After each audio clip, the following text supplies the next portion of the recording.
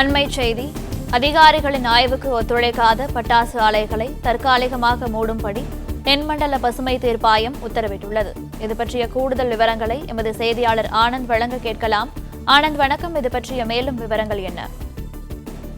வணக்கம். கடந்த 2023ஆம் ஆண்டு விருதுநகர் மாவட்டத்தில் நடைபெற்ற பட்டாசு ஆலை விபத்தில் 10 தொழிலாளர்கள் பலியாயினர். இந்த சம்பவத்தை அடிப்படையில் தென்மண்டல பசுமை தீர்ப்பாயம் தாமாக முன்பு வழக்கை விசாரணைக்கு எடுத்தது. இந்த வழக்கு இன்று மீண்டும் நீதித்துறை உறுப்பினர் புஷ்பா சத்யநாராயணன் மற்றும் நிபுணத்துவ உறுப்பினர் சத்யகோபால் ஆகியோருடைய அமர்வில் விசாரணைக்கு வந்தது. அப்பொழுது விருதுநகர் மாவட்டத்தில் பட்டாசு ஆலைகள் விபத்து நிகழ்வதும் அங்கு தொழிலாளர்கள் பலியாவதும் மிகுந்த வேதனை அளிப்பதாக தெரிவித்தனர்.